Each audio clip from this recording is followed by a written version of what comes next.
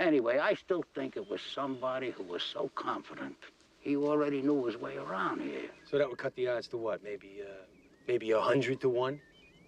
So now you're thinking friends, visitors, servants, someone who worked in the place? Well, I wasn't thinking of them exactly. No, of course not, Lieutenant, because ever since this car exploded, you've been trying to point a finger at me, right? Well, there have been certain indications. No. You took a wild guess, and you figured that I'm the easiest one to blame. Well, you got nothing. Sir? Harold, I've been waiting for you. Yeah, all right, I know. Well, can I go? Of course. But, sir, you won't go far, will you?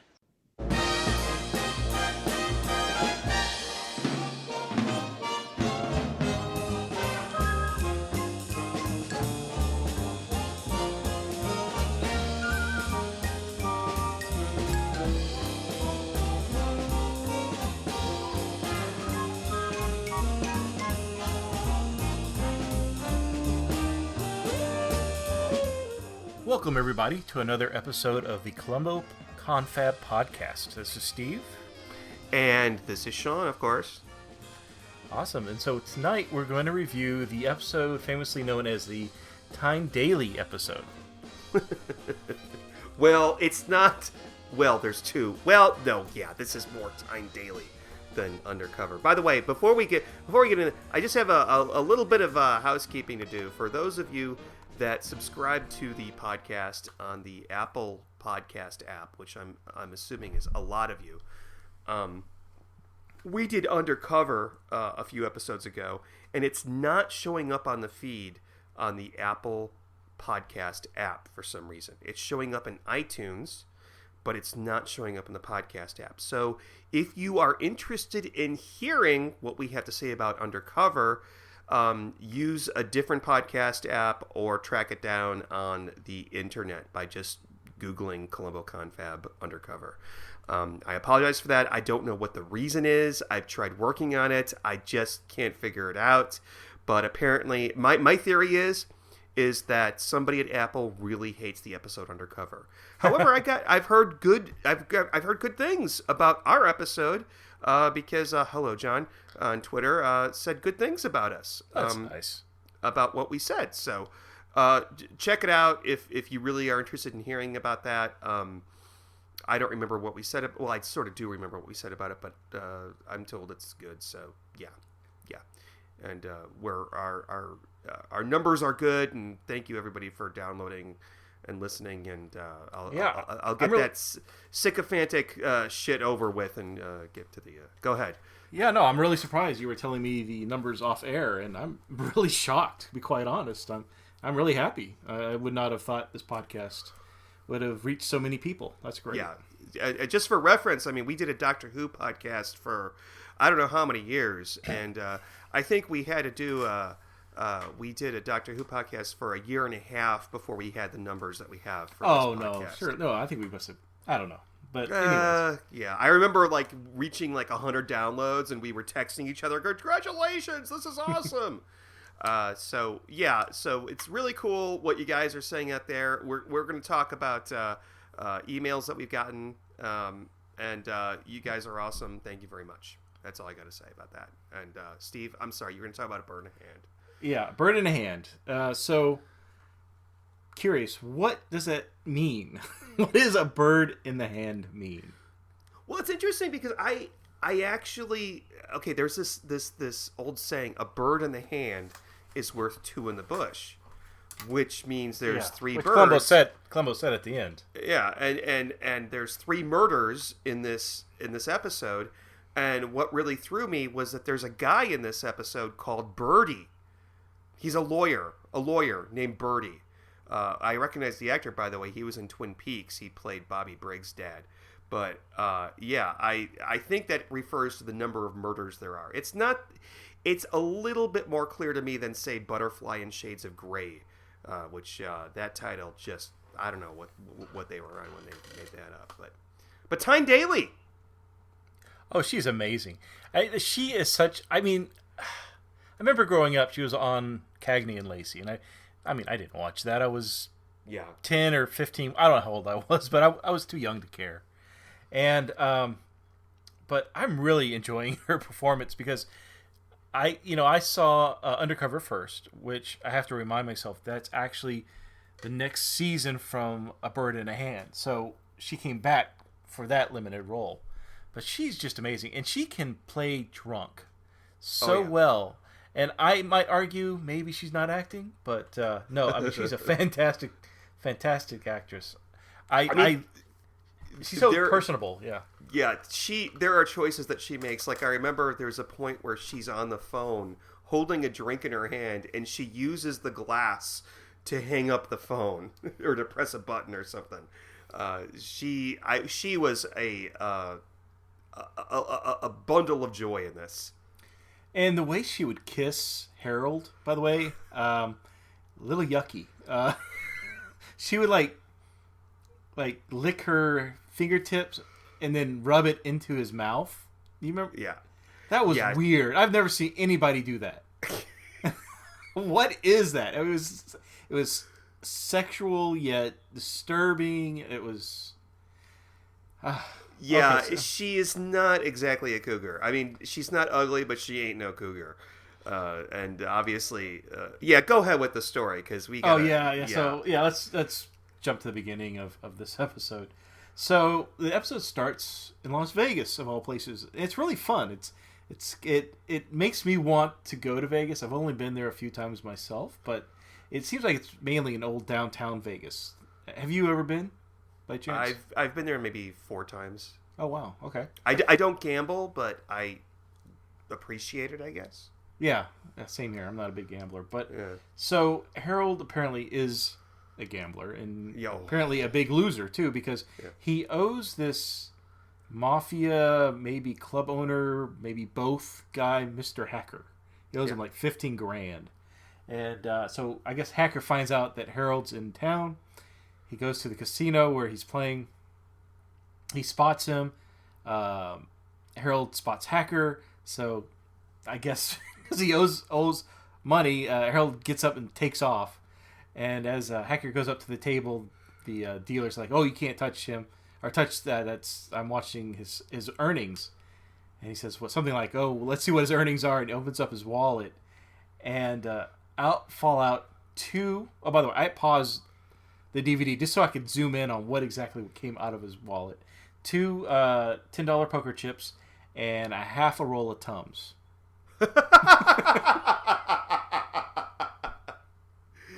What an unusual thing. Who carries Tums in their wallet? They'll get crushed. It should have been like a condom or a credit card. I thought it might be. I thought at first it was a little as Banaka spray, because you remember those in the 80s? Oh yeah. Oh yes. Everybody had Banaka spray. Oh God. Mr. Peabody just turned the dial on the Wayback Machine a little bit. Yeah. Whatever happened to that stuff? It was so great. I don't know. I used to carry that in high school. I thought I was so cool. Well, no, it parted the way for Axe body spray. Probably they went on to make Axe body spray. I'm betting, which I've actually used in the past. I'm ashamed to admit. Yeah, like last night. Yes. Okay. So, I thought it was a fun opening. Now, the actor who plays Harold, what's his name? Greg Evigan. Now, I recognize him from something. I don't know what. Okay, so he's been in 2 things that I know of that I've never seen. He's been in a show called BJ and the Bear, and he was also in a show called Pink Lady and Jeff, also known as just Pink Lady, which was from 1980, which is a phenomenon, which I'd love to see. It's just these 2 Japanese ladies who sing that don't know English. And Jeff Altman was this comedian that would sing with them, I think, and they would have like skit comedy, like Saturday Night Live, and he was a regular on that show.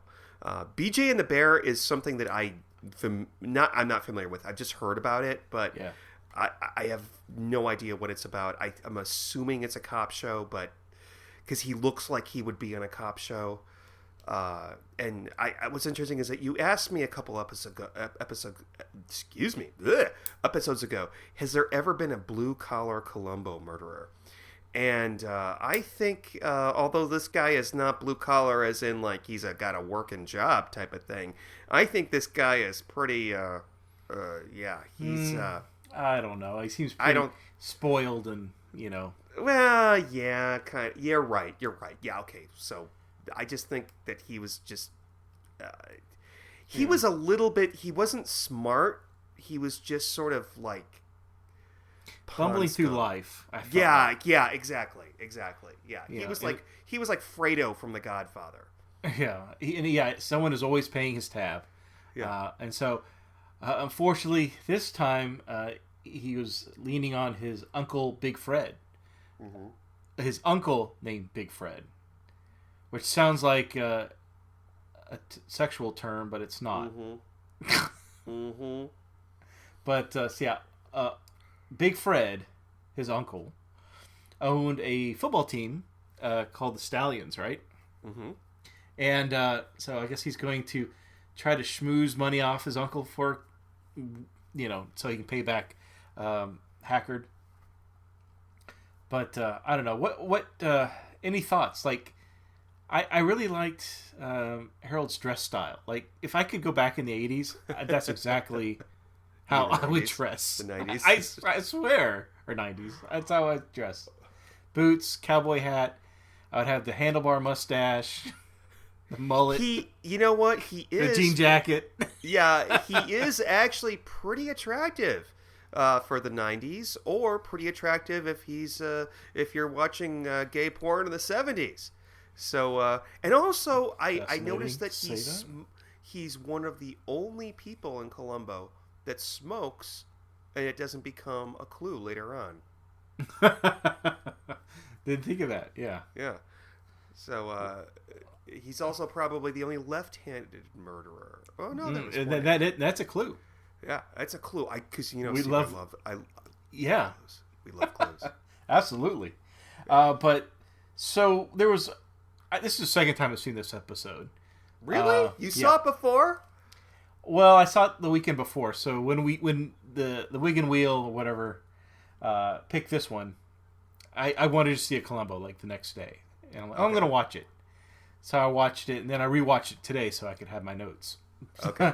So I don't want to say what I thought, but I knew what was coming up, and I knew, second viewing, it's better that we can look back with 2020. We can figure out where things are leading to. So there's a line that the uncle, or Big Fred, says to Harold. He says, well, Dolores has been worried about you. She didn't know where you were. And I'm thinking, I wonder why Dolores was worried about him. Because before I would think, oh, just an aunt that cared about her nephew. Oh, no. We're talking like incest here. And yeah. I would hope to God this is a non-blood relation. Incest. I think so. Yes. You hope so. They don't specify. And of course, when they bring up the fact that he's having an affair with his aunt. Sorry, not your aunt. All I can think about is having an affair with my aunt, which is disgusting. I don't have, all my aunts are blood related. Both my parents only had sisters, so I don't have a aunt-in-law. But okay, let's say my uncle. No, there's absolutely no way. Oh, he voted for Trump. Oh God, no. Okay, so that is something that comes into play. We're mentioning the kissing earlier, the innuendos about sex. But and not only that, because the one thing that we find out about Dolores, she sleeps with her nephew, and she's an alcoholic. I mean, doesn't get up until 10:30 every morning. Yeah, if you are drinking screwdrivers or mimosas before noon and you are not on a cruise or at brunch, you are an alcoholic. There was a scene, it was about halfway, maybe 3/4 of the way through the episode, where Dolores is talking to Harold over the phone, and she hangs up the phone with her cup. But did you notice when she was pouring that drink, half of that cup was clear grain, So I don't know what it was, but it was a half a cup. With one big ice cube, and then the rest orange juice. No, it wasn't even another half of orange juice. It was maybe a third. Not even that. Maybe a quarter of juice. I mean, it was just, whew, that's just nuts. But she was great. I mean, I loved every moment. No, I take that back. I did not love every moment that she was on screen, but I think that she was. Well, you've already said it. How awesome Tyne Daly is in this. She really is. Yeah. Oh my gosh. So Harold. Is she still alive, by the way? Oh yeah, she's alive and well. And oh, by the way, way back when we were about to do the undercover episode, I mistakenly called her Stockard Channing, which is another lovely brunette with curly hair. But not her, Tyne Daly. So. I am glad to say, though, even though Dolores was a drunk and sexual deviant, Columbo did not kiss her in this episode. Thank God. Hooray for that. Jesus Christ. If he kisses anyone else in any more episodes, I'm out. I'm really? out. Mm-hmm. I'm out. I'm not doing this podcast anymore. I say that confidently because I don't think he does. So let's talk more about Dolores and her sexual life. Can we? Okay, so there's a scene where, so Harold pulls up to Uncle Fred's mansion, and Dolores comes out to greets him, and she starts doing her weird kiss thing with her teeth and whatever. Harold says, well, what about the gardener? He'll see. And she goes, oh, Fernando, he's out back, and he's not just a gardener. Yeah! What does that mean? Is she fooling around with him, too? I don't know. No, if he was a young, like, shirtless, muscular Latino, then I could see that. But that's not what we're talking about here. We're talking about a guy in his 50s, maybe 60s, older, got a gut. He's just she'll screw anything. I think it's what. He's not just a gardener. I don't know what the fuck that line meant, but I'm pretty sure she didn't sleep with him. I think he did. I would no. That's not, I like to think Fernando. I mean, you've heard the Ace of Base. No, not Ace of Base. Who's the ABBA? ABBA. Sorry. I think Fernando is trimming the hedges somewhere else. So trimming the hedges. I get it. Uh-huh. Trimming the bush. Oh, I see what you did. You know, maybe they played the ABBA song at his memorial. We're going to talk more about Fernando. I like Fernando. Fernando was a great character. R.I.P. Yeah. You talk for a bit. I'm going off weird tangents. So Greg Evigan, Harold, decides that he's going to just kill his uncle with a pipe bomb from a magazine called. Yeah. Before the internet, you could buy a magazine off the news. Yeah, Soldier or Fortune magazine, which I think actually existed at one point. And there's an article in there called "How to Build a Pipe Bomb," and it's right there. You can't miss it. And he also has explosive powder in a can with a skull and crossbones, so we all know it's explosive powder. Where do you get that? At Walmart? Yeah, you get it. Well, you can buy AK whatevers at Walmart, so I'm assuming that you can buy explosive powder at Walmart. He also, I think that he probably got it from the same place that George Hamilton got his blank tape from. That was labeled so prominently. So he puts a pipe bomb in Big Fred's car and drives back to the house one day and finds out that Big Fred's already dead because he's been hit by a hit-and-run driver while he's out there jogging. And Columbo shows up along with a lot of other police. Sergeant. Whoa! Can we stop you? You skipped over something very important. Okay, all right. You love clues, right? I love clues. Okay, so the scene where we see Harold. He's walking towards the house or the mansion late at night to place the bomb in the rolls. You see the camera scrolls down to his boots, and we see an extended shot of his boots. Yes. So boots. So okay. Boots. Yes. Well, okay, that comes out That's later on. Okay, that's a clue. And for those of you that don't realize, we live in Texas, and while we don't necessarily ride horses to work every day, there's a fuck ton of people. Like when I'm a lawyer and I go to court, there's a fuck ton of lawyers, I'll say, that just wear cowboy boots instead of dress shoes. Yeah. Well, cowboy boots are huge here. Well, I wear boots to work. Really? Well, you know that. You wear cowboy boots? Really? Every time you see me, I'm wearing cowboy boots. So. Really? You've never noticed this. I've never noticed that. Oh my god. Oh my god, you are white trash. And I drive a truck. And those... Ladies and gentlemen, every time I see Sean, he makes fun of the fact that I drive a truck. So. Well, because I think that everybody who drives a truck does not need the truck. Okay, if you're not going to be going to the woods and hauling lumber, you don't need the pickup truck. Well, I didn't know that you how else wear am I boots. supposed to carry the dead bodies out to the woods? Never mind. I have never seen you wear boots. Really? I have never noticed that. I mean, like boots where like it's like halfway up to your knee. Boots.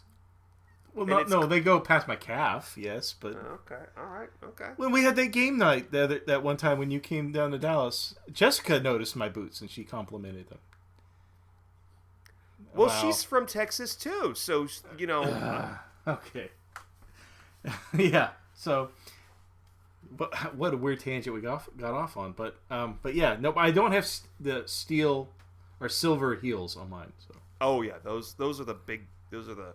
You don't get those at Cavender's. Anyway. So yeah. So okay. So Uncle Buck here. Uncle Fred here gets hit while he's jogging, and we did establish earlier that there's no sidewalks in this prestigious neighborhood, which I find strange. No, that's usual. Yeah. Really? There's no sidewalks in my neighborhood, and I don't live that prestigiously. And even Harold even says something like, why are you jogging on the road? You know, why aren't there any sidewalks in this area or in this neighborhood? So that's what happened. He gets hit while he's jogging early one morning. What I find interesting about the hit and run, the killing of Big Fred, is that I kind of forgot about it, like until halfway through. Like it never entered my mind to think who killed Big Fred. That it was because everything was so focused on the killing of.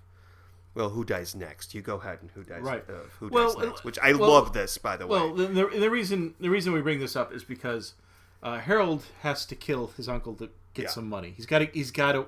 I don't know if it's an inheritance or maybe put somebody like his aunt that he can persuade more easily into money.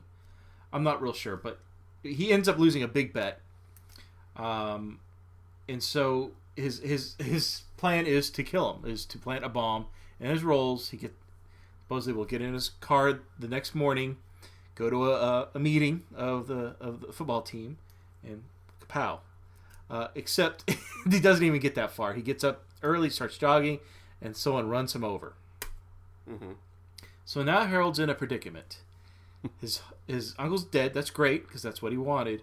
But that bomb's still in the car. So I fucking love this scene. Okay, oh yeah. Oh no, me too. Oh, So he's got to figure out how to get that bomb removed before someone else dies innocently.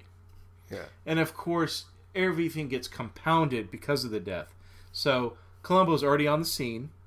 You've got half of the force in the neighborhood. Yeah. I think Columbo even says that. Actually, the first time he sees Columbo is in the car with the bomb in it, looking for the keys because he's he's looking through the visor. Yeah, And everybody is there. There's a lot of commotion on the lawn, and there's a lot going on, and a lot of talking, and there's a lot of focus. It's like the driveway is one car length strip from the house to the gate, right? So cars are pulling in. And finally, the camera crew for the Stallions team, they pull in because they're going to document what's going on, because that's how Big Fred would have wanted it, right? And so all of a sudden you've got like 5 vehicles trying to get to the house, but they can't because the rolls is in the way. Yeah. Now Harold is kind of smart. Now I think we discussed this earlier off before recording, that Harold's not the smartest guy in the world, but he is clever, and he realizes he's got to get those keys. So he runs inside. He goes through finds his uncle's keys. He finds Aunt perverted Dolores her keys. He thinks he's got it covered. He even takes. Yeah, I'm sorry. Yeah, this is go ahead. I'm just saying how awesome that scene was. It was really good. So at this point, Columbo is now talking to Fernando. He's talking to Fernando like, well, when did you come in? Fernando the gardener. Gardner, yeah. When did you see him? Blah blah blah. And this is when we find out that Fernando's truck had been used in the hit and run. And it's explained away by, who was it, Detective Robertson. They think, it's just a bunch of kids that were joyriding, and they must have taken the truck. And Fernando's obviously innocent. He doesn't seem the type. But they got to take the truck in. But anyways, that whole commotion, Harold kind of uses that time to try to pop the hood and deactivate the bomb, which he should have done.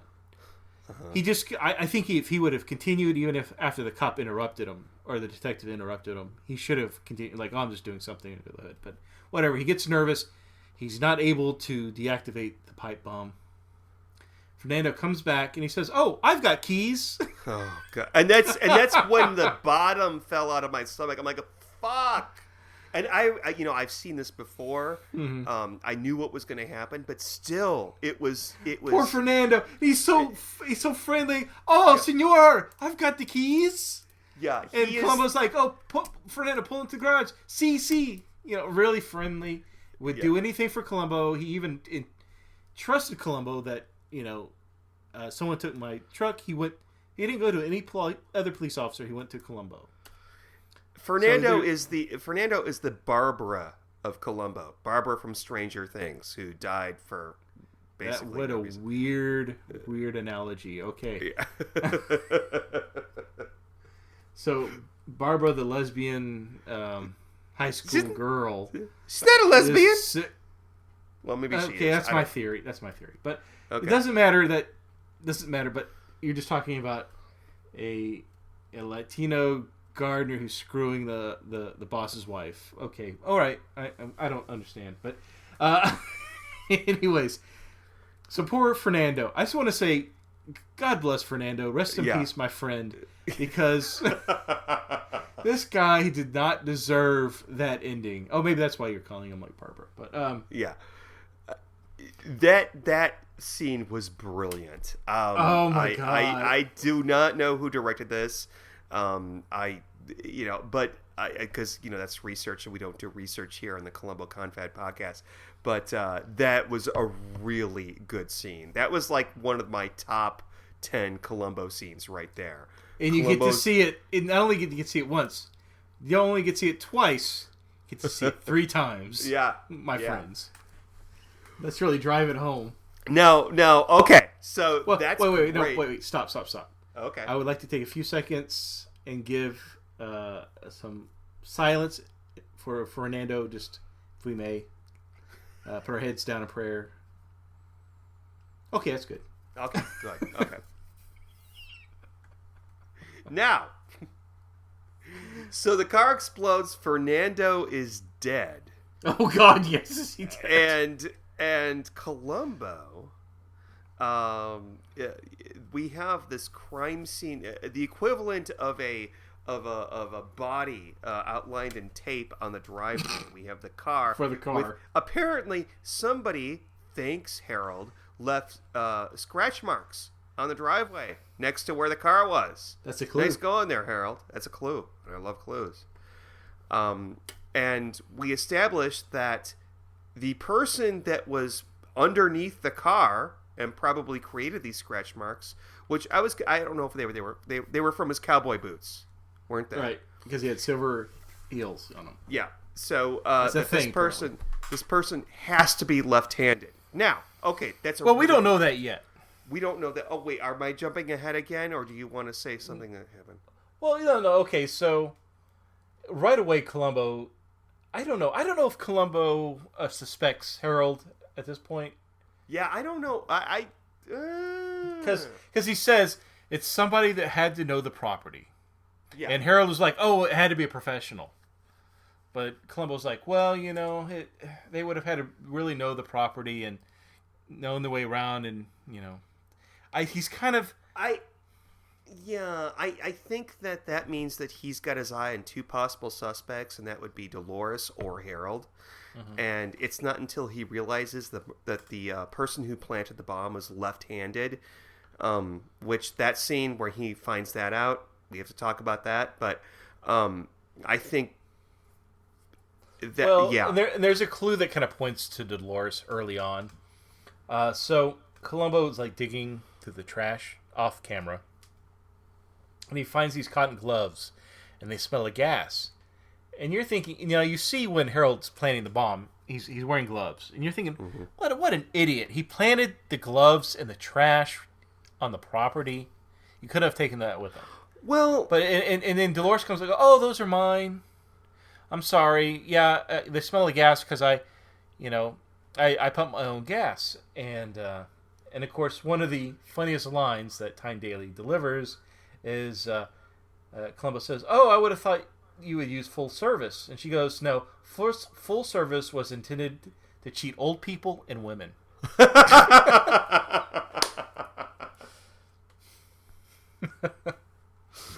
Yeah. But it really was her gloves. Those were the gloves. You find out later, she's the one that steals Fernando's truck. And those are indeed her gloves. Oh, you're brilliant. That's right, because I thought it was a really dumb clue. But if she stole Fernando's truck to run over Big Fred and use those gloves and then dispose, that makes sense. That's right. So it wasn't. It wasn't. Yeah. At first, you think, "Oh, you idiot, Harold." No, Harold probably did the right thing. When I say right, I mean murder's not right, but he did he was smart in probably disposing of the gloves somewhere else.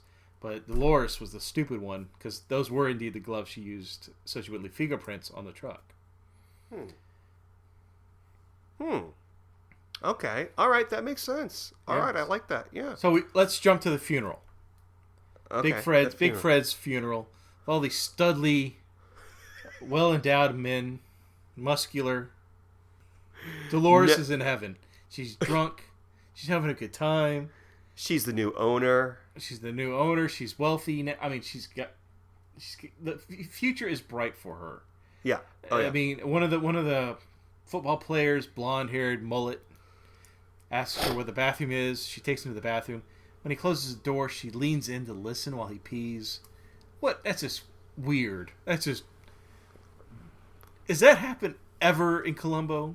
No, never. An overly sexual woman just... No. It would have made more sense for, him to find a rubber rat in the bathroom, and then, you remember that one? No. You don't remember? Oh my God. I know it was rat. a long time ago, but gee whiz. Okay. Sorry. I've had a couple of cocktails since then.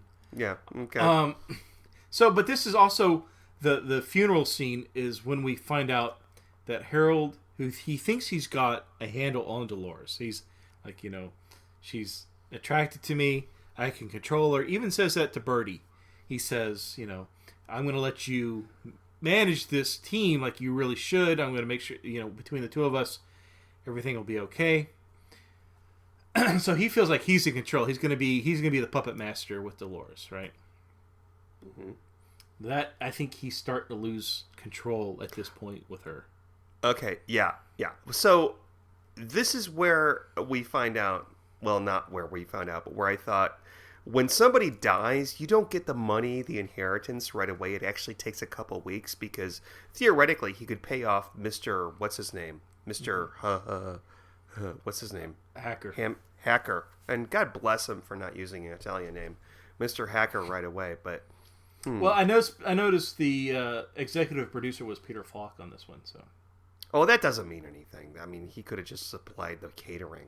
Executive producer means that they don't... I don't know. I want to know why they didn't use a Frank Sinatra song at the beginning of this episode. Legal reasons. But he knows Frank. Who knows Frank? Peter Falk. They're friends. Him, Dean Martin. Well, yeah, but you still got to pay for the music, Yeah, maybe they couldn't. I don't know. They had to pay Tyne Daly, so maybe that was what it was. But yeah, so now she's got all these hunks, these football studs that are singing to her. As a matter of fact, they escort her to the wake, and when they do that, she lifts her legs in the air. And I gotta say, Tyne Daly's got some nice legs. I think you have a crush on Tyne Daly. I do now, thanks to Columbo. Let's put Tyne Daly from the '90s. Probably not today. Yeah, I don't know what she looks like today, but yeah, Steve. Oh yeah. We could hang out with Tyne Daly. Like, come on over. Let's do some day drinking. Oh yeah, absolutely. Yeah. Oh yeah. She would be a hoot. But and she didn't even have to drink. She could just act drunk, and we would be totally convinced. I'm sure. I mean, I've never seen an episode of Cagney and Lacey, but I'm sure she's in things that she's fabulous in that she's not drunk, like she is in both these episodes. I would like to think that Peter Falk, when he didn't know much about Tyne Daly. Yeah, she was an actress, did some shows here and there for NBC, CBS, whatever, and he did this with her. And he's like, "Oh, we've got to get her back. Let's get her back next season. And then when I see her, I'm going to kiss her right on the face." Anybody who has seen this episode and is listening to this knows that this is an episode with two murderers.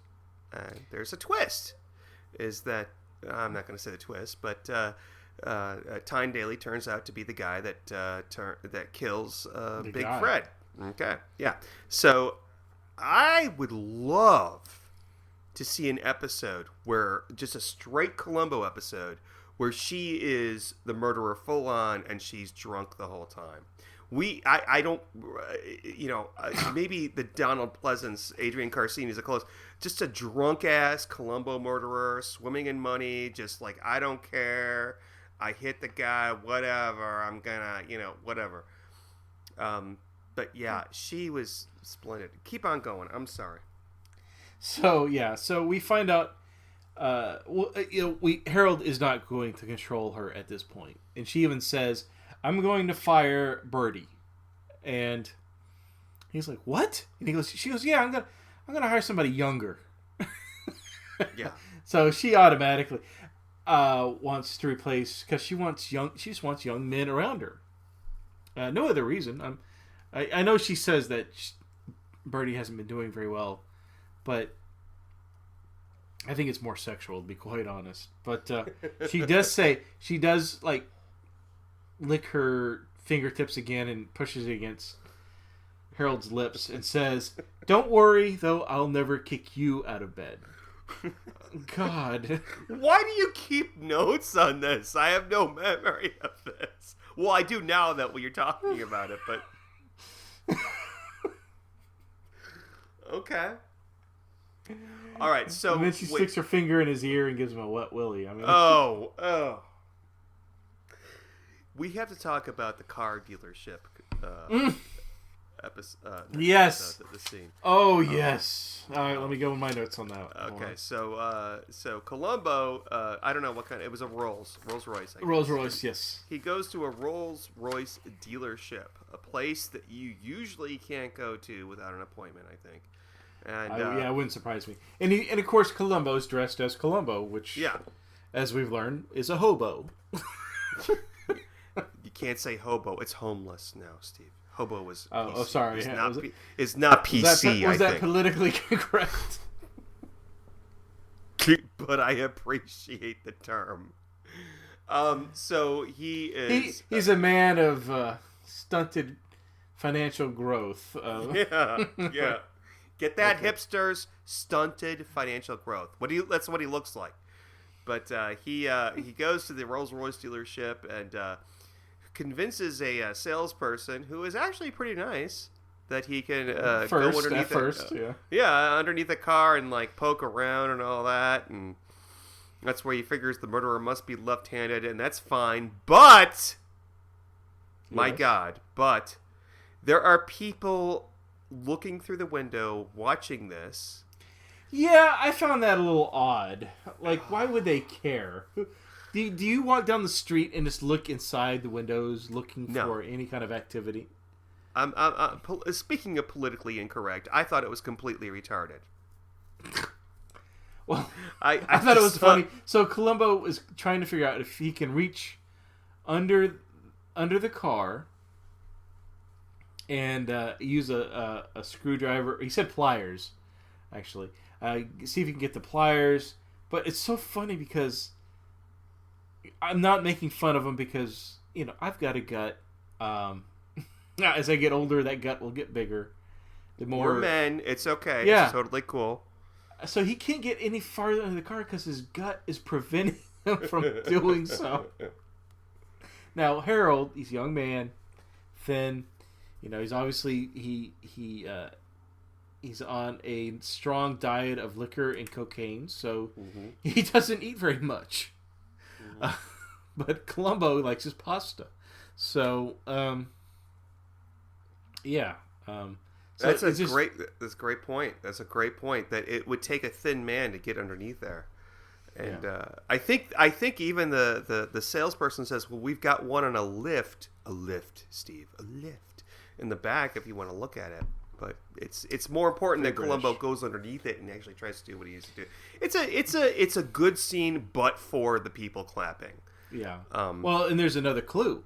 So the Columbo comes out and he's able to prove that if he uses his left hand with the pliers, he can get to whatever the drive shaft, whatever the thing he's trying to do. And he leaves all these skid marks with his rubber heels. Yes. And the dealer or the car dealer is rubbing them up, and he says, "Don't touch those," because it's a clue. Now, I'm sorry. This, in my mind, is where he figured Harold is the killer. In my mind, absolutely, I agree. Absolutely, okay, yeah, but Dolores and Harold go out to dinner on a little date. And, yes. He basically drops it to her that he's like, well, the gardener never trims the back hedges at whatever time Fred was killed, and he lays that on the line. Yeah, and which is go ahead. Well, no, Dolores is gonna have to kill him now. Yeah, so she's gonna kill him, and she conveniently has a glass cutter and one of those squeegee glass things in her closet. That's very convenient, yeah. Yeah, very conveniently in her linen closet. And so she basically gets in... see, this is where it... Okay, this is where what I don't understand. He was supposed to go to a poker tournament at 9 in the evening, but she kills him in the morning. It was at 8 o'clock, but it's 9 in the evening, but he sets the alarm for 8. And she thinks the clock is set for 8 a.m., not 8 p.m. And we don't see this. This is what we find out afterwards, after he's dead. Spoiler. Yeah. But she kills the killer. She kills him. She shoots him. Well, and, really, Fernando, the only person he's killed, admittedly still a murder, but it's not intentional, is Fernando. I mean, it was an accident. No, he did not intend. It's still murder. It's still murder. It's still first degree. But can we just rewind a little bit? Okay, that's fine. Absolutely. To the restaurant. So yeah, Harold asks Dolores out for a dinner date, and for screwing afterwards, and and I like the part where he's eating his soup or whatever, and he's telling Dolores, like, hey, I need 15 grand. I got to pay off Hacker, and I got 5,000 owe this person, so I really need this money. And Dolores at this point realizes she's being used for money. And so she's like, I'm not going to have this. And she tells him that, like, you're not getting the money. And Harold says, I forgot what he says, but it's something like, well, then we need to talk because I think you have a motive or whatever. And he walks up and leaves. Do you think he's just being a cheap asshole and not paying the I restaurant? swear to God, I thought the same thing because she's got to pay the tab now. He leaves and she's got to pay the tab. But I think that was probably the plan in the first place. Mm-hmm. Let me take you out to your favorite restaurant. I forgot what the name of it was. Like Chez Louis. Chez Louis. Yeah. She has to pay for it. Nice. So I'm gonna do that next time I go to an expensive restaurant with a date. I'm gonna say, I know you did it, and I'll explain it to you in the garage. In this walk. Neither one of us is ever going to an expensive restaurant with a date ever. Hopefully. Well, I mean, In-N-Out Burger is kind of nice. I hate In-N-Out Burger. I do We're from too. Texas. Thank you. Whataburger all the way. I don't know anybody in Texas who likes In-N-Out. Why is that a thing? Okay. We have two here, and it's just whatever. It's like you have to order off the secret menu.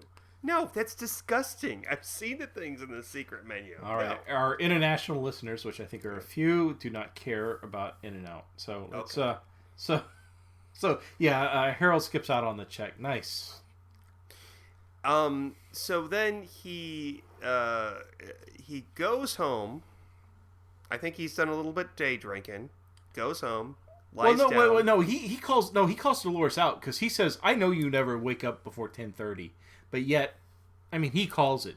You took Fernando's truck. You did a hit and run, and so he lays it all out for her, and that's when I think she's got to kill him. Yeah.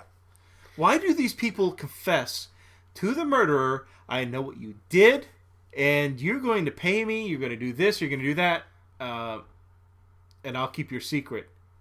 No, you're now the next person on the hit. Yeah. I don't understand that. Maybe he doesn't think Dolores is capable. Well, no, obviously she is. I don't get it. I don't understand. Well, because she kills him. And, yeah. But there was a little bit of muddledness in here about the delivery of the clues. She basically kills him at her place. Right. And then they don't show because he leaves his hat at the... Yeah. Yeah. And then she uses a wheelchair and drives him back to his place. I didn't understand that, why she had a wheelchair until the very end. Yeah. I didn't appreciate that because I was completely confused. And I don't like to be confused when I watch this shit. Okay? Mm-hmm. And so she lays the body out, and it's not until... and she also gets milk. She puts milk in her murder kit. Yeah. For the cat. Okay. For the cat, because... I didn't understand that either, because that would prove that he was there that morning. You're right. Yes. Because, okay, so first of all, people who have cats, you don't give your cat milk. Cats eat either... Gives them gas. Yeah, it gives them Lactose very bad intolerance. gas or diarrhea. Okay, it's bad. It's bad. Okay? Milk is sort of a treat, and you don't give them a whole bowl of milk. Just a little bit. And what I love is that the scenes that we see Harold at home, we don't see the cat, but Never. we hear the cat. We hear the cat. That's meow, true. Meow, meow in the background. It drives me crazy. Well, he likes pussy. I mean... We've had 1 million dogs, but no cats. But anyway, so she sets it up to look like somebody broke in through the basement, spilled the cat milk, and he woke up, and the robber shot him. Okay, but Columbo finds out, because Columbo has a foot fetish, as you've said before. Oh my God! Yes, I wrote that in my notes. There is a, yeah. So he's sniffing the socks, and it again. This is not the first time he's brought up about his feet being soft. Oh yeah. 2 episodes ago. I said he had a shoe fetish, not a foot fetish. Yes.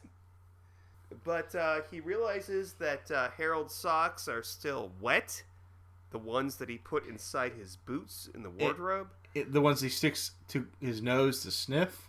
Yeah. Oh my God. I was watching that. I'm like, no, stop it. Like, okay, so if somebody handed you a pair of sweaty socks that smell bad, would you be like, oh, normally? I mean, if it's your job as a police detective, and would you be like handling them like you would? I would feel like, okay. Yes, they're moist. Oh, these are ripe. Oh, yeah. Put these down. I would feel to see if they were wet. Now, like, okay, yes, these are sweaty. I would not stick them to my nose. Yeah, exactly. Oh, these are ripe. Oh, so put them down. Put them down. He doesn't put them down. These are ripe. I'm gonna fiddle with them. Save these for later. Okay. So I recognize this cabin. It's been used before in a movie I like. What? So, did you ever see the movie Communion? No.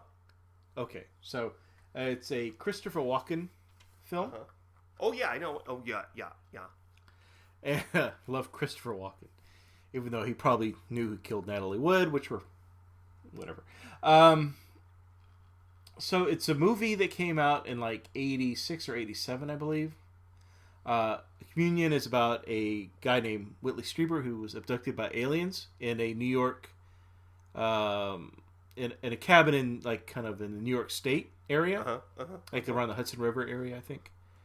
Don't know if you're familiar with it. Obviously, I like paranormal stuff, so I read that kind of stuff. But that location was used for that film.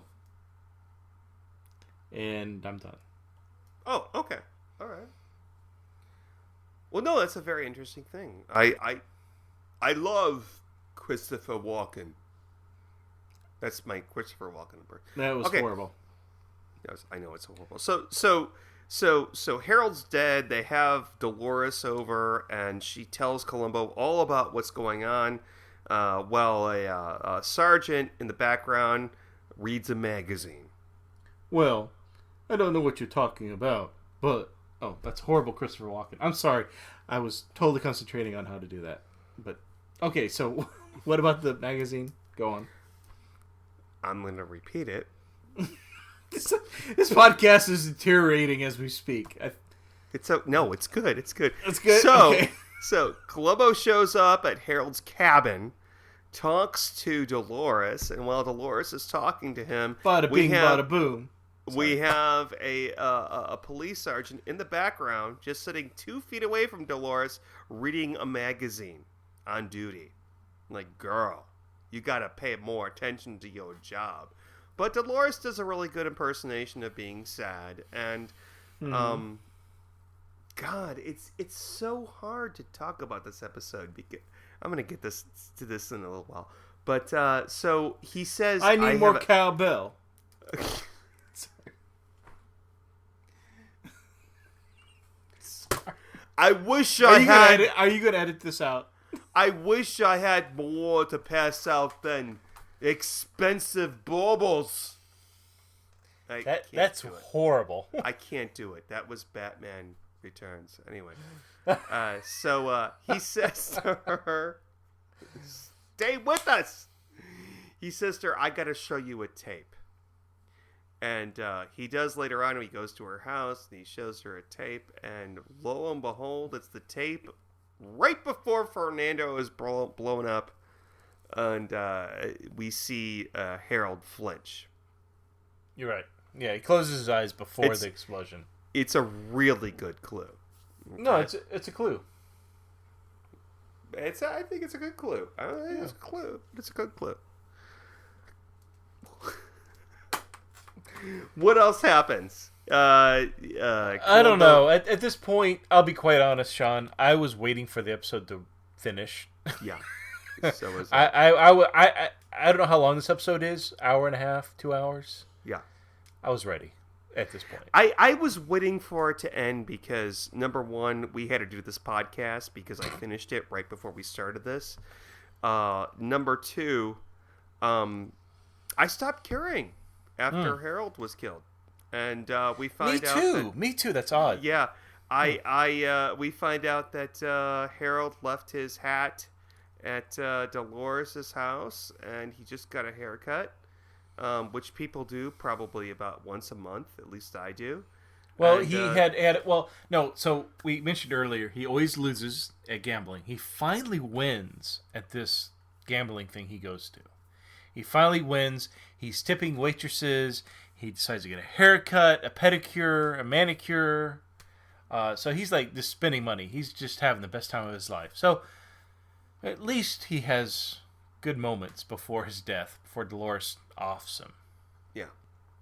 Unceremoniously, though, because I liked Harold. Yeah, at this point, the both of them were kind of like bad, but they were playing off each other. So Yeah. now we just have Dolores, and in the scene where Columbo, the brown bag scene, where it's the end of the episode itself because he's got his clues. He confronts Dolores with her lawyer Bertie, who she was going to fire. The general manager of the team. That's right. She didn't fire him. That's right. The general manager of the team that was a murderer before in the Robert Krulp episode that we did. Well, that wasn't the same team, but never mind. Oh, but did you notice that when a scene earlier when shit, what was his name? Big Fred. So in the scene where Big Fred, he's got like a sexy little waitress bartending, right? She's wearing this little outfit and stuff like that. Now that she's in control of the stallions, this final scene, there's no girls. It's all guys in that room. Even the bartender is now a guy. Did you notice that? Mm. So she starts replacing with what she wants. Oh, okay. Interesting. And does her weird kissy thing with her teeth finger. With her handicapped football players. So it comes to reveal that we can place Harold at her house because he just got a haircut and there's shreds of his hair inside of his Yeah, hat. that felt all of a sudden too, didn't it? Like that felt like cheating. Yeah, I agree 100% because I'm sorry, but I've had more than one haircut in the last 3 months, and I'm pretty sure if I wear a hat, usually those pieces of hair would be in my head. It was a bad clue. And she gave up too easily. Well, next time, just spray that clue with bottled water, and you'll be okay. Yeah, I don't know, but all right, I think we're done. Yeah, I think we're done. I really want to rate this, and I really want to know what you think about this. Okay. So you go first. So I know we've got to complain about we use these unconventional rating numbers. No, just use the unconventional.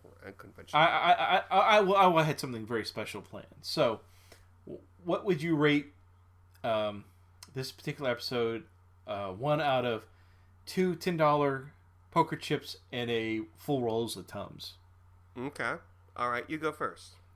I'm going to give this 2 $10 chips and a complete full roll of Tums. I love this episode. Really? It's so weird. I don't normally like these later episodes, but Tyne Daly, I'm telling you, man, she just rocks it. The only thing... It was one in a row now from the 90s that you love, and you're I like, know. Mr. I hate the 90s. What's going I'm on? not I don't understand. But I will say this: if there was one thing I didn't like, I mean, first off, let me start over. The things I did like, I Tyne Daly, all the characters that were played, I thought it was intriguing.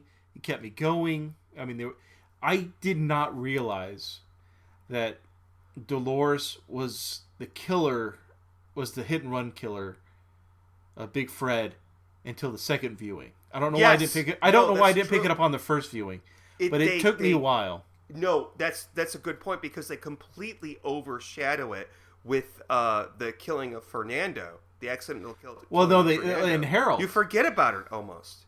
Yeah, and so I didn't pick that up until my second viewing, which I love that kind of stuff. I love being able to watch something again and picking up new nuances of what's going on.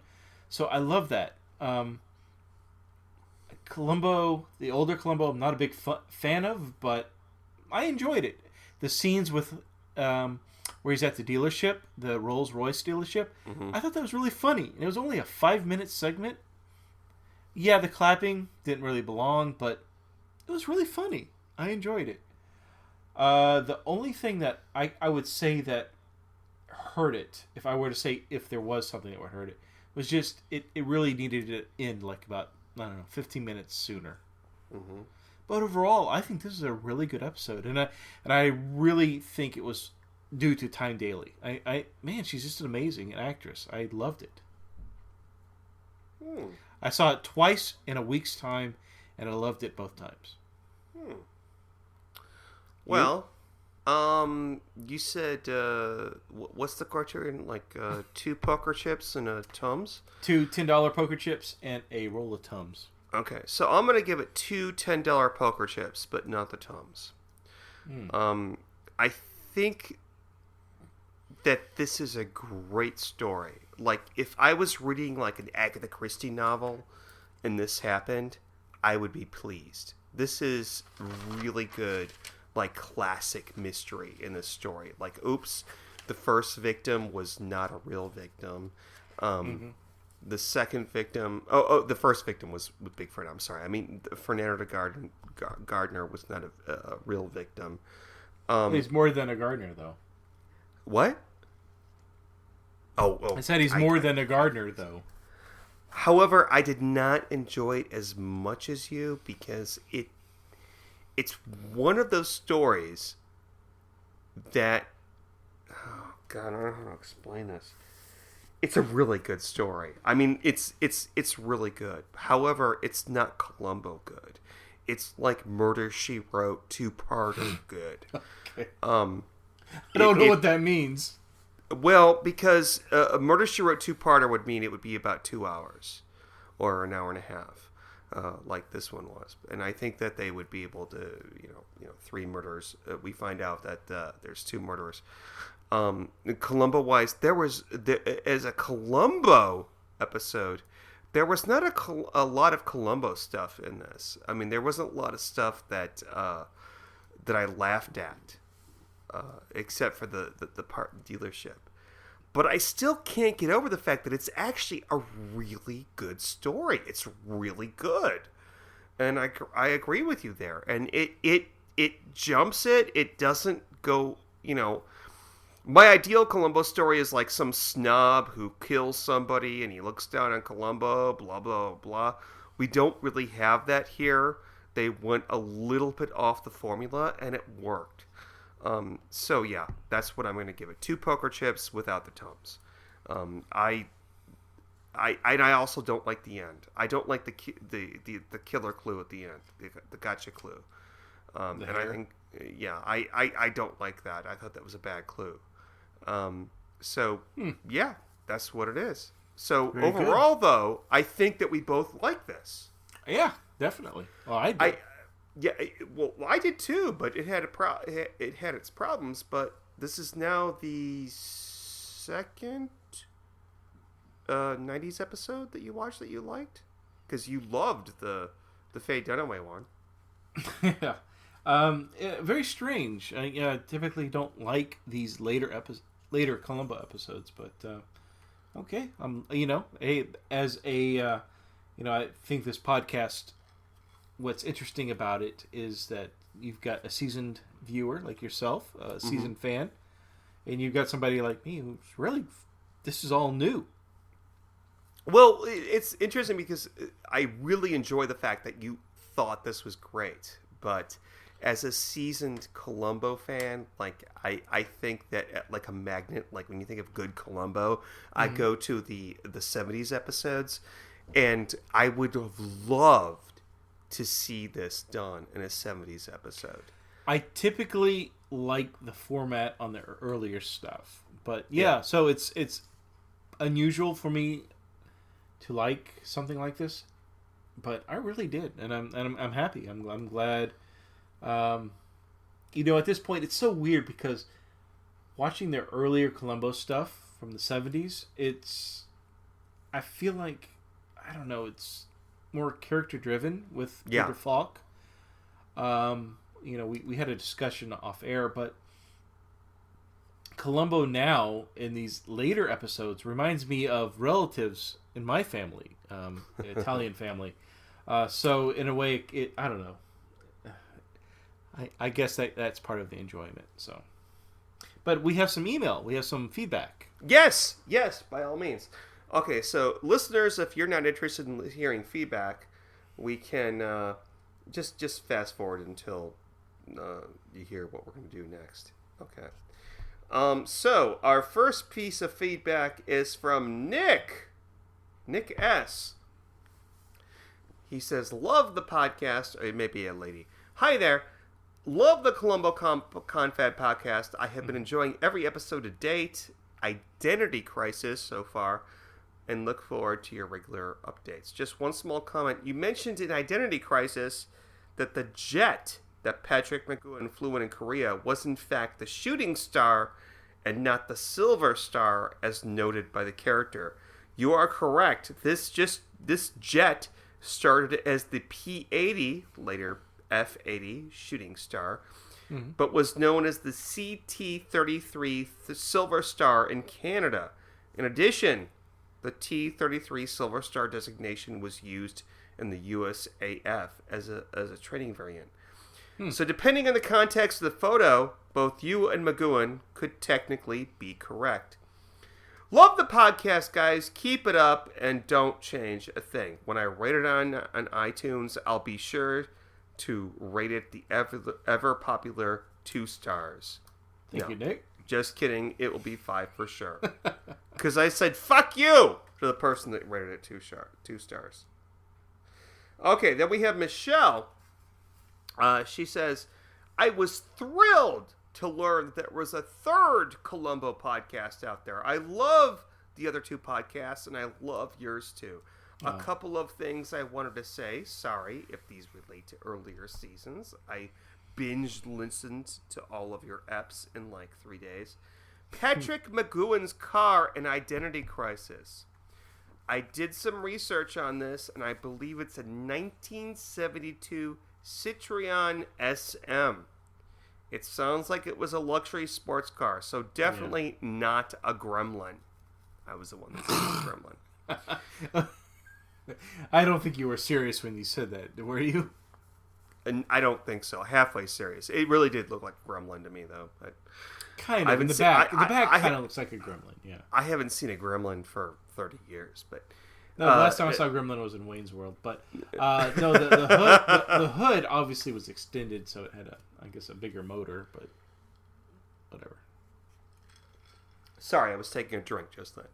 And she says, oh, this is a topic I love. On several characters having Asian domestic help. It's definitely a cliche, but I think at one point in time there was a historical basis to it. For years and years, Japanese immigrants weren't allowed to hold property, and I think were actively recruited to be domestic servants. And like other ethnic groups before them, the lack of opportunities may have had them accepting those kinds of jobs. I don't know when this became less of a historical thing and more of a trope or cliche, but there are a ton of movies, books, TV shows from the 1920s to 1960s with characters who had Japanese servants. She's right. This is correct. Finally, she says, sorry, Steve, gird your loins for a second. I am firmly in the Mrs. Columbo was real camp. I do think Columbo lies about his personal life all the time in order to suit his purposes. And there are some family members I think he may have made up, but it when it comes to the existence of his wife, the multiple Yeah, phone calls, the references to her with other people who are not suspects, and of course, all the evidence from troubled waters suggest he is indeed married. I'm more falling towards the fact that at one point he was married and that she died. So that's where I'm going. I don't think like she's a complete fabrication. I think she existed at one point, but by the time Columbo is around doing his detectiveness or whatever, I think she's passed, and so that's my new theory. You're making shit up. Okay. I'm making shit up. You just want to be contrary. You just want to be. He's kissing Tyne Daly like in the next season. I mean, come on. Okay. Mm-hmm. Dear Sean and Steve, there was a missing Columbo. I'm sorry. Go ahead. It was so good to hear both of you and the Just One More Thing podcast back on the air. I listened to both your new episodes on the same day because I'm that much of a Columbo fan. Wow. I largely agree with your assessments of Undercover. It was well done. The scene with Tyne Daly was the best part, and it completely breaks with what we as viewers expect when we sit down to watch a Columbo episode. Also, keep in mind that there were years between Columbo movies in the later years, as opposed to 3 or 4 weeks. So while I like this actually, while I might understand that some fans' disappointment over such a radical departure from the established Columbo formula, my disappointment is possibly tempered by the fact that I only saw the episode for the first time within the last year or two. At least I was awake through the whole thing. I've tried to watch I'm not going to tell you the episode, Steve, at least twice, and I've yet to see the whole thing from beginning to end. I nodded off on it both times. That's a very fair and very good opinion, that if you have not seen Columbo and you suddenly discover Columbo in the last year or so and you watch all of it, the Undercover might be a good episode. But wait, Steve, you're in that camp too. And you kind of thought that too, but like... Yeah, I mean, it... Yeah, I've made my comments on it, but it's fun to watch, but it's not a Columbo, yeah. Okay. Considering Peter Falk at this point was the executive producer of the series, I'm going out on a limb and suggest it was his idea to insert Columbo into adaptations of Ed McBain novels. I can see that, yeah. That's correct. Did the swing music playing over scenes remind you of either excuse me.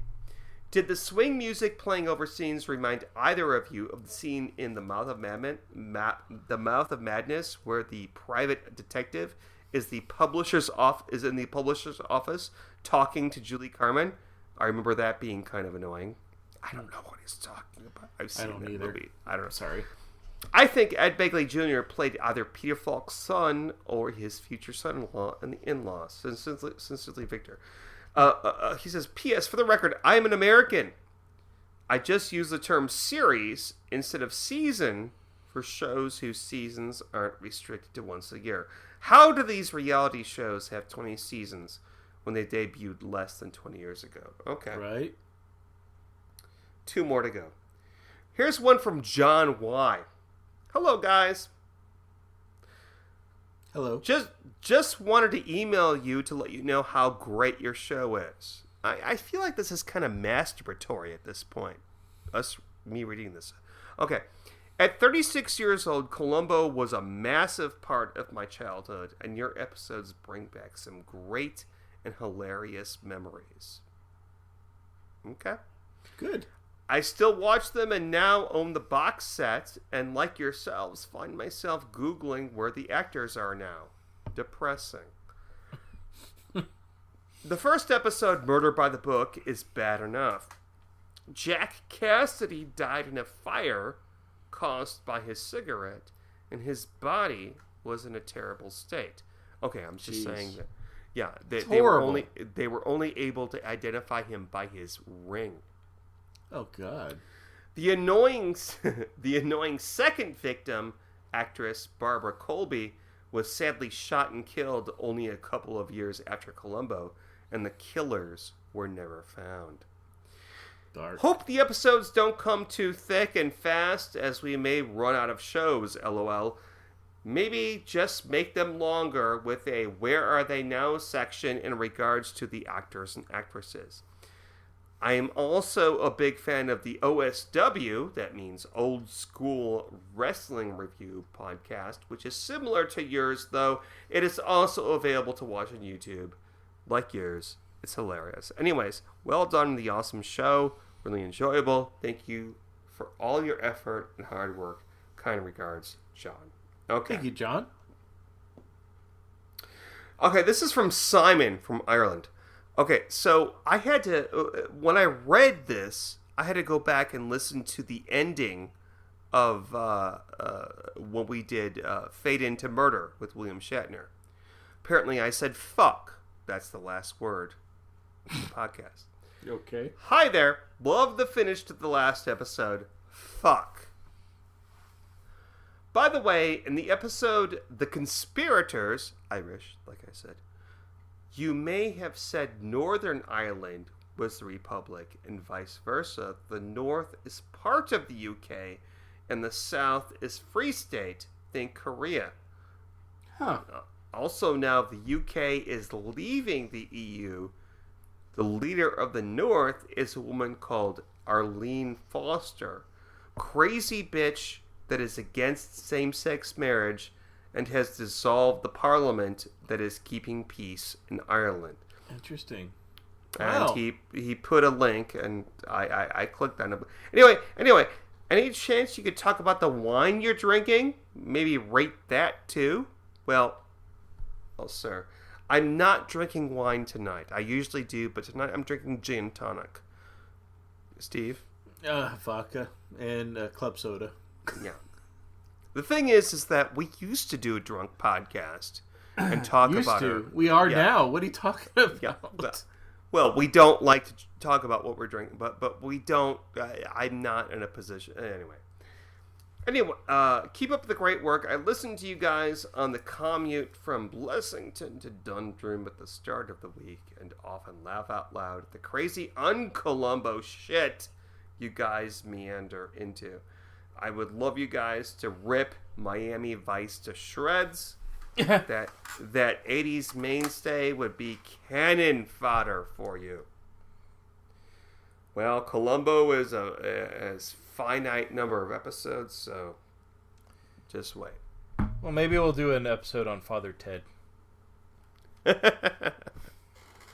So, as friends and fans of our other podcast, there's a Doctor Who podcast going on. Let me say that. As friends and fans of our other podcast, there's a Doctor Who convention going on, Gallifrey. And so Sean and I got into a conversation saying, oh, I wish we could do something like that.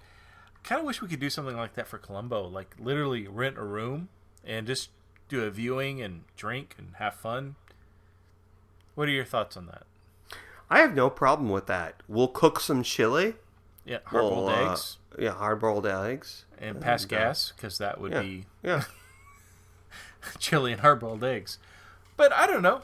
I think it would be fun. And I know there was something that was supposed to go on in upstate New York. But nothing ever happened, I guess, huh? Nothing has been announced, definitely. It's just sort of in the air.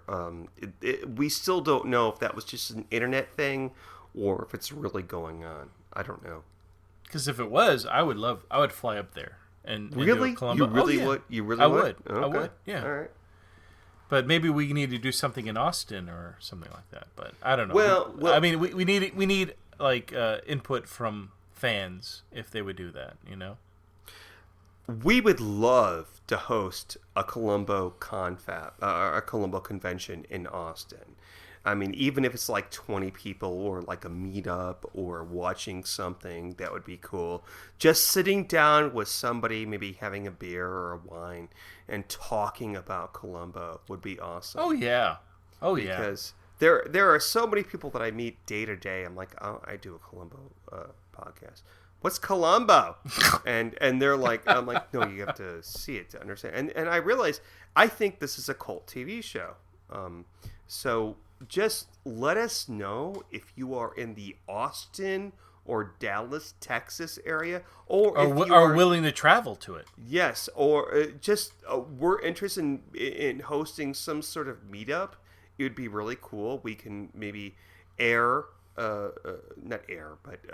play a Columbo episode, and we can all enjoy it. But most importantly, I think we just sit and talk about Columbo. You know, I would love that. So let's put that out there, right? Yeah. If you're interested, let us know via email, and we can we can see what kind of interest there is and gauge it. But I would love to do it if more than 10 people want to do it. I would love to do it. Yeah, and that's all it takes is more than 10 people. I mean, not like one guy, but like more than 10 people. So, if you say that, we'll create something like maybe a meetup page where we can make an event, and we'll do it, and we'll be happy. Absolutely. Yeah. So, let's see what we're going to pull for next week or next episode. So, Steve, swing the swinging wheel of the 70s. Can I scream like Big Fred did at the football game where they were winning? You absolutely can. Woo! Woo! Woo! Woo! Okay.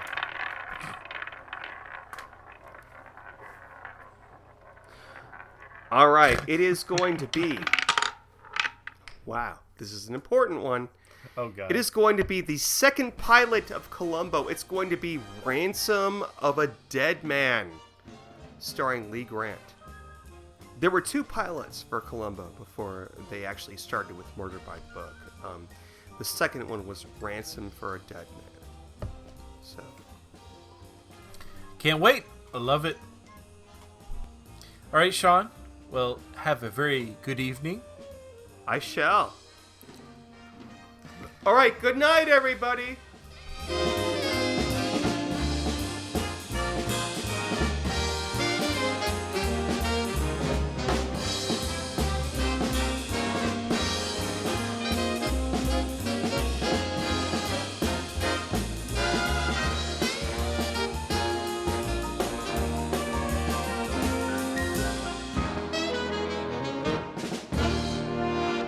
Thank you for listening to the Columbo Confab podcast. To email us with a comment or question, write to columboconfab@gmail.com. Follow us on Twitter @columboconfab, and look for us on Facebook. If you're enjoying the show, please leave us some happy reviews on iTunes. I love clues. Hello, I'm Sean, and I'm the host of the 1001 Movies podcast, based on the book 1001 Movies You Must See Before You Die. Each episode, I randomly pick a film from the book and spend about 10 minutes talking about its director, the cast, the genre, and my personal thoughts on the merits of the film. Each delicious yet bite-sized episode contains information about a film from practically any genre, any country, or any year. Check us out on iTunes, and we'll send you free cookies. Some restrictions apply.